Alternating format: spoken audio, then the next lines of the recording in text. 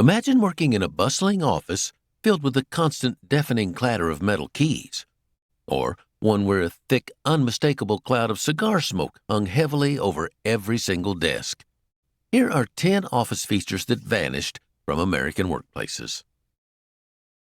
The typing pool was the beating heart of the mid-century American corporation, filled with the deafening clatter of dozens of manual typewriters. Before the convenience of personal computers, every single business document had to be handwritten and sent to this specialized department to be officially typed up. These expansive rooms were typically staffed by women who possessed incredible typing speeds and flawless accuracy, since correcting a mistake on a typewriter was an incredibly tedious process. Typing pools peaked in popularity during the 1950s and 1960s, serving as a very common entry-level position for young women entering the corporate world. The invention of the personal computer in the 1980s allowed everyday employees to type their own documents, making these massive rooms completely obsolete. Interestingly, Monkees band member Michael Nesmith had a mother who invented liquid paper specifically to help correct typing pool mistakes. The Rolodex was the ultimate networking tool and an absolute staple on every professional's desk from the 1960s well into the 1990s. Invented in 1958 by Arnold Neustadter, its catchy name is a simple blending of the words rolling and index. This rotating cylindrical device held hundreds of specially shaped index cards, allowing busy businessmen to quickly flip through their contacts to find a crucial phone number or address. A bulging, overstuffed Rolodex was seen as a major status symbol in the corporate world, proving to everyone that you were highly connected and important. As the digital age dawned, contact lists on computers and early personal digital assistants, like the Palm Pilot, quickly replaced this physical wheel. Today, the once ubiquitous spinning file is mostly a nostalgic relic, though some vintage models have actually become highly sought-after collector's items for retro desk setups. Desktop ashtrays were an unavoidable fixture in almost every American workplace throughout the mid-20th century. Up until the late 1980s, smoking at your desk, in the communal break room, and even during important board meetings was completely normal and socially acceptable behavior. Offices were often clouded in a permanent haze of cigarette and cigar smoke, with heavy glass or metal ashtrays sitting right next to the telephone and typewriter. Some companies even proudly handed out branded ashtrays as promotional gifts to loyal clients and hardworking employees.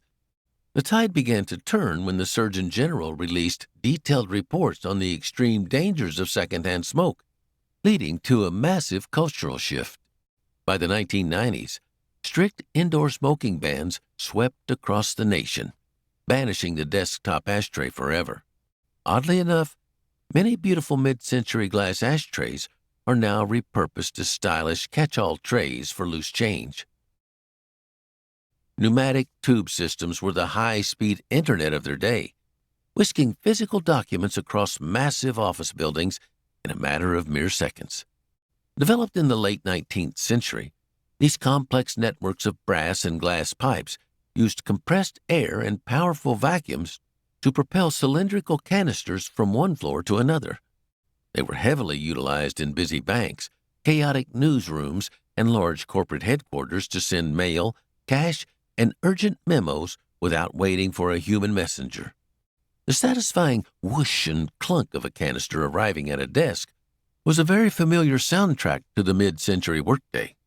As fax machines and eventually email made instant digital communication possible, the need to shoot paper through the walls completely vanished. While no longer used in standard offices, you can still find modernized pneumatic tubes operating at local bank drive-through lanes today.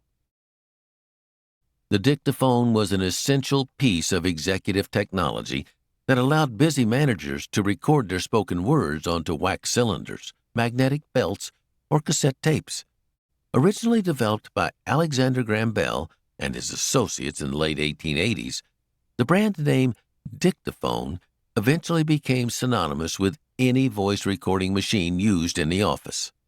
A busy executive could simply speak their letters and memos into a handheld microphone, then hand the physical recording over to a secretary who would transcribe it using a playback machine equipped with a foot pedal.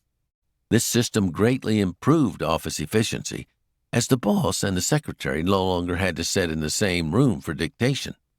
The rise of digital voice memos on smartphones completely wiped out the need for these mechanical recorders. Dictaphone eventually transitioned into providing digital dictation software for the modern medical field.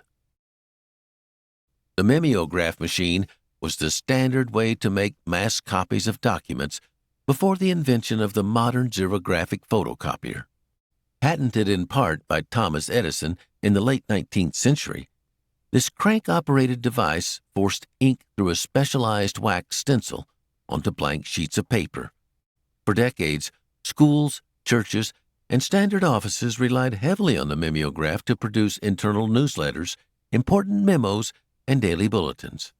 Anyone who worked in an office during the 1960s and 1970s will vividly remember the cool, damp feel of a freshly printed page and the sweet, intoxicating smell of the purple duplication fluid.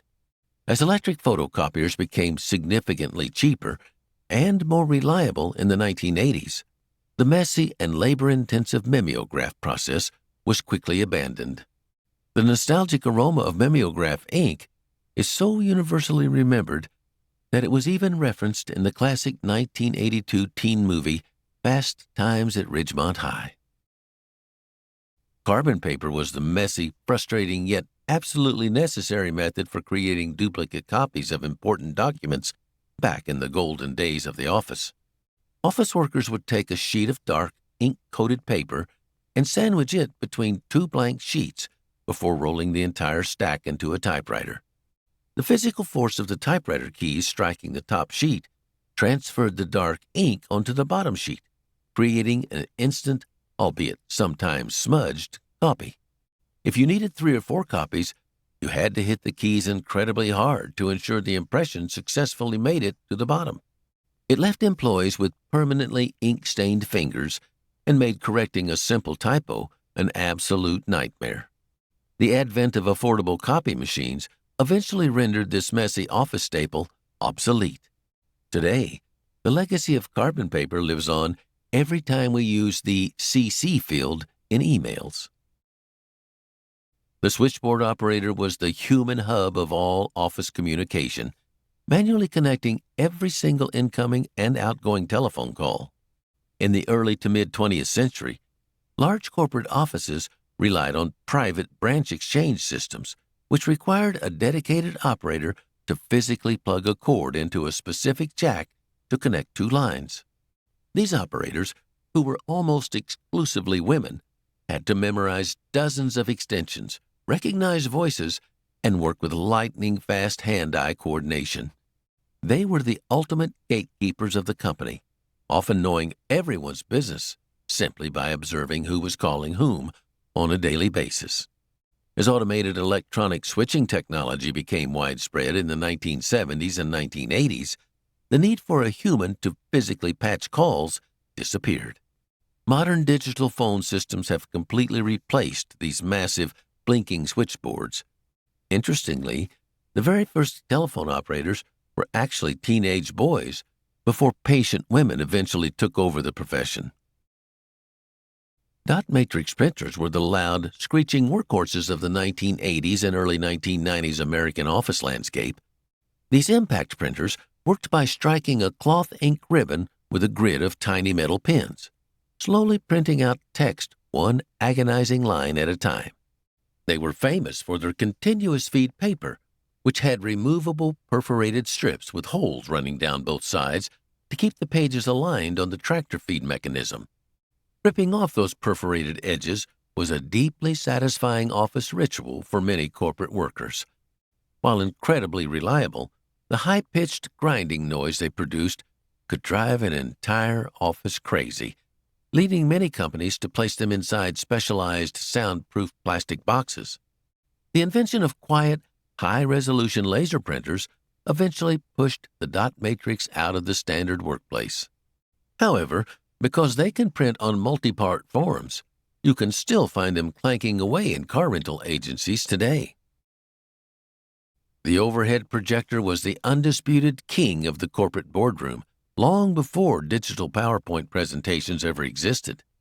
This bulky machine used a bright halogen bulb and a complex system of mirrors to project images from clear plastic transparencies onto a large pull-down screen. Executives would spend hours carefully writing out charts, graphs, and bullet points on these plastic sheets using special erasable markers.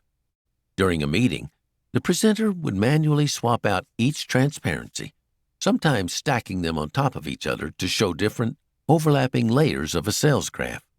The loud hum of the cooling fan and the blinding glare of the light bulb were standard features of any serious business pitch in the 1970s and 1980s. Digital projectors and modern flat-screen monitors eventually made this analog technology a thing of the past, relegating these heavy machines to storage closets and retro trivia nights.